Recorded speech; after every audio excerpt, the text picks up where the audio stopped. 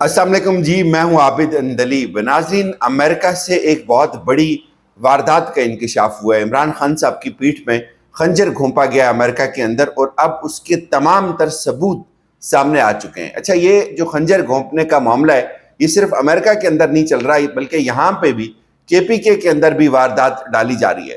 بہت آسانی سے پاکستان تحریک انصاف اپنے تمام سینیٹرز کو منتخب کر سکتی ہے، لیکن صرف 6 سینیٹرز کے اوپر ڈیل ہو رہی ہے اپوزیشن کی جماعتوں کے ساتھ KPK کے اندر۔ یہ پوری کہانی بھی کھل کر سامنے آ گئی ہے کہ کس طرح عمران خان کو دھوکہ دیا جا رہا ہے، کس طرح علی امین گنڈاپور جو ہے وہ اپنی مرضی کے بیرسٹر سیف کے ساتھ مل کر ان لوگوں کو لانا چاہ رہے ہیں جو کسی کے منظور نظر ہیں، اور باقی جو تحریک انصاف کے وہ سینیٹرز جن کے ساتھ زیادتی ہوئی ہے، جن کے ساتھ دھوکہ ہوا ہے، ان کی رات کو سلمان اکرم راجہ کے گھر پہ ایک بڑی امپورٹنٹ میٹنگ ہوئی ہے۔ یہ فیصلہ کیا گیا کہ وہ تمام سینیٹرز جن کو علی امین گنڈاپور اگنور کرنے جا رہا ہے، وہ اپنے کاغذات نامزدگی واپس نہیں لیں گے۔ یہ بڑی خبر ہے۔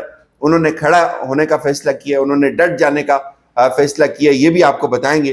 اور جو تلخی ہے، علی امین گنڈاپور نے یہ بات کیوں کی کہ ہم علیمہ خان کے نوکر نہیں ہیں، یہ ایک بڑی زبردست کہانی کھل کے سامنے آئی ہے، اس کے اوپر بھی بات کرتے ہیں۔ پہلے آپ کو بتاتے ہیں جی، امریکہ میں زلفی بخاری کی بریفنگ سے پہلے برکی صاحب نے ایک واردات ڈالی، اور جو برکی صاحب ہیں ان کو بہت غصہ آ رہا تھا۔ کل سے وہ بڑی گالیاں اگل رہے تھے کہ یہ جو کچھ یوٹیوبر ہیں یہ اپنی فیم کے لیے مجھے ڈی فیم کر رہے ہیں اور وہ غلط باتیں بیان کر رہے ہیں۔ اس کے بعد جو ان کی اوریجنل میل تھی انہوں نے خود ہی وہ بیان کر دیا۔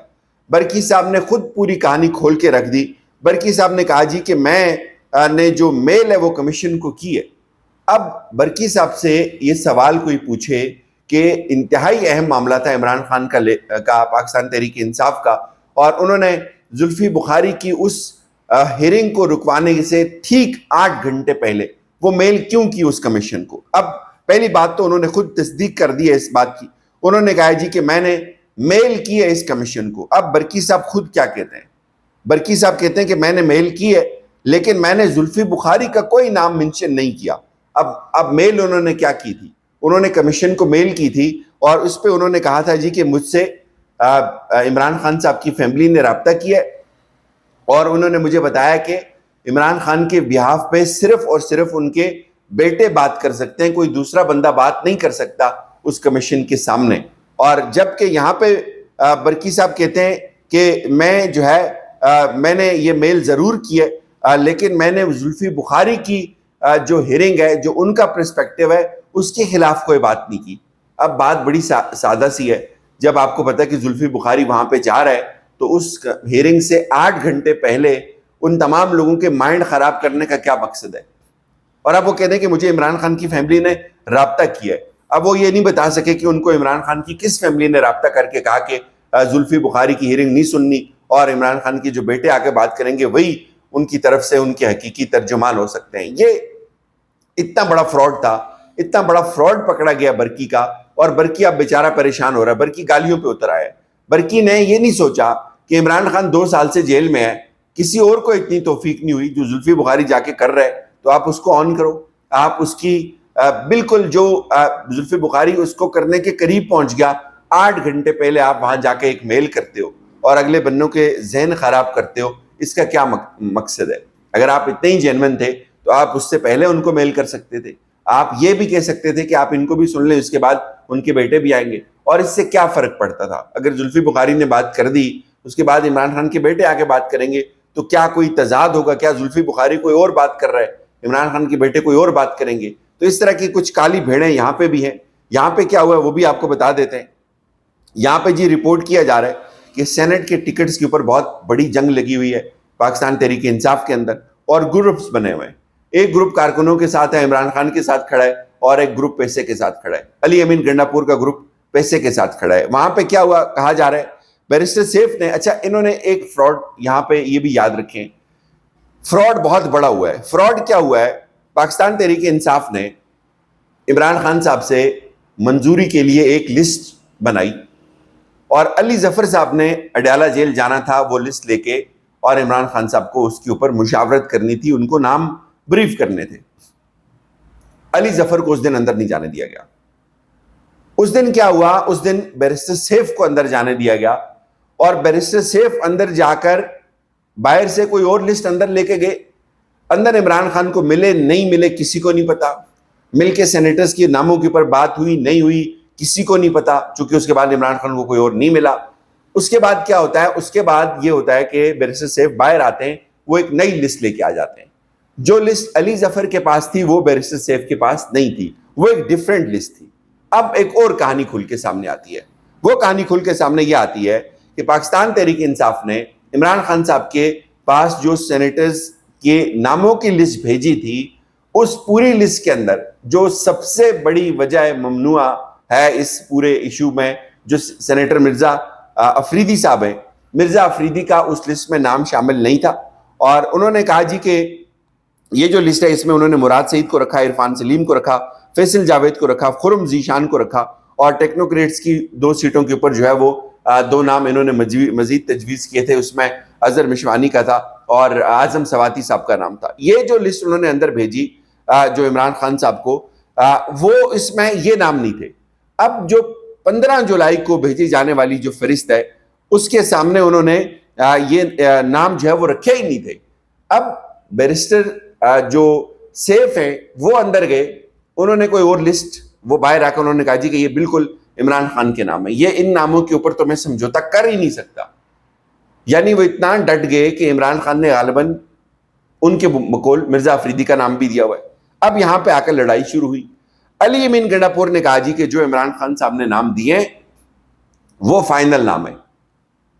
وہ عمران خان صاحب نے جو نام بیرسٹر سیف کے ذریعے دیے ہیں, ظاہر ہے اس کے بعد اور ملاقات تو کوئی ہو نہیں سکی, انہوں نے کہا جی وہ فائنل نام ہے, جو نام بیرسٹر سیف دے رہا ہے وہی عمران خان کے نام ہے. اور انہوں نے کہا کہ عمران خان صاحب کی بہنوں کا کوئی بھی فیصلہ جو ہے ہم اس کو بالکل تسلیم نہیں کرتے. اور انہوں نے یہ کہا کہ عمران خان صاحب کی جو بہنیں ہیں ہم علیمہ خان صاحبہ کے نوکر نہیں ہیں. گنڈا پور صاحب یہ کہتے ہیں, اور گنڈا پور صاحب کے نے اپنے تمام پارٹی کے رہنماؤں کو کہا ہے کہ آپ تھوڑی سی ہمت پکڑیں. اور علی امین گنڈا پور نے کہا کہ جو علیمہ خان صاحب ہے ان کو مشال یوسف زئی سے بہت مسائل ہیں, اور مشال یوسف زئی جو ہے اس لیے علیمہ خان صاحبہ ان کی مخالفت کر رہی ہیں کہ ان کو ان سے ایشوز ہیں. اور جو نام عمران خان صاحب نے دیے ہیں اس میں مشال یوسف زئی کا بھی نام ہے, اور بیرسٹر سیف جو ہے اس کے جو 6 نام ہیں وہ بالکل فائنل نام ہے. یہ کون کہہ رہا ہے جی؟ یہ کہہ رہا ہے علی امین گنڈا پور, بیرسٹر سیف کی ترجمانی کر رہا ہے کہ جو نام بیرسٹر سیف لے کے آیا, یعنی وہی نام ظاہر ہے جو اور تو کوئی دوسرے نام ہو نہیں سکتے. جو علی ظفر نے اندر جانا تھا اس کو اندر جانے کی اجازت نہیں ملی. اور یہاں پہ جو واردات انہوں نے ڈالی ہے وہ بڑی زبردست تھی کہ انہوں نے جو عمران خان کو لسٹ بھیجی, جو آفیشیل پاکستان تحریک انصاف کے اس لیٹر پیڈ پہ جو نام جاری ہوئے وہ ڈیفرنٹ تھی. اندر سے جو بیرسٹر سیف لسٹ لے کے آئے وہ بالکل ڈیفرنٹ تھی, جو علی ظفر کے پاس لسٹ تھی وہ بالکل ڈیفرنٹ تھی. اور علیمہ خان صاحبہ یا جو دوسرے سینیٹرز ہیں, خرم ذیشان لوگ اور وہ باقی لوگ, انہوں نے رات کو ایک میٹنگ کی ہے سلمان اکرم راجہ سے, انہوں نے مشاورت مانگی ہے. انہوں نے کہا جی آپ ہمیں گائیڈ کریں کہ ہمارے لیے بیسٹ کیا ہو سکتا ہے, کچھ ایسا ہم سے نہ ہو جو پارٹی کے خلاف ہو. اس پہ سلمان اکرم راجہ کے ساتھ ان کی بڑی لمبی چوڑی نشست ہوئی. سلمان اکرم راجہ ظاہر ہے وہ کارکنوں کی بات تو کرتے ہیں لیکن اتنی تو ان کی بھی نہیں چلتی نا, اوپر ایک پورا مافیا بیٹھا ہوا ہے. وہاں پہ انہوں نے یہ فیصلہ کیا کہ ہم وڈرا نہیں ہوتے اور ہمیں کسی صورت بھی وڈرا نہیں ہونا چاہیے, اور اگر ہمیں وڈرا ہوتے ہیں تو اس سے جو تمام یہ جو ٹاؤٹ لوگ ہیں ان کو فائدہ ہوگا اور ہمارے کھڑے رہنے سے پارٹیوں کو کوئی نقصان نہیں ہوگا, تو لہٰذا ہم وڈرا نہیں ہوں گے. رات تک وہ اس بات کے اوپر ڈٹے ہوئے تھے کہ ہمیں کسی طور بھی وڈرا نہیں ہونا چاہیے. اور جو بات میں آپ کو علی ظفر کی کر رہا ہوں یہ اس کا مجھے کلپ بھی میرے سامنے آ گیا, اس سے آپ کو خود تصدیق ہو جائے گی. سوال تھا کہ سینیٹ کی ٹکٹ کا فیصلہ کس نے کیا ہے. میں لے کے جا رہا تھا ملنے کے لیے خان صاحب کو, ساری ڈیٹیل لے کے جا رہا تھا تاکہ ان کا فیصلہ خود سن سکوں, لیکن چونکہ میری ملاقات نہیں ہو سکی, میرا نام لسٹ میں نہیں تھا تو میں اندر نہیں جا سکا. تو اس کے بعد بیرسٹر سیف گئے اور ہمارے ایک بیرسٹر ظہیر صاحب ہیں وہ گئے اندر, اور انہوں نے جو تصدیق کی ہے ان سے میری بات ہوئی ہے اور انہوں نے اس کے بعد اس کی پریس ریلیز بھی کی ہے.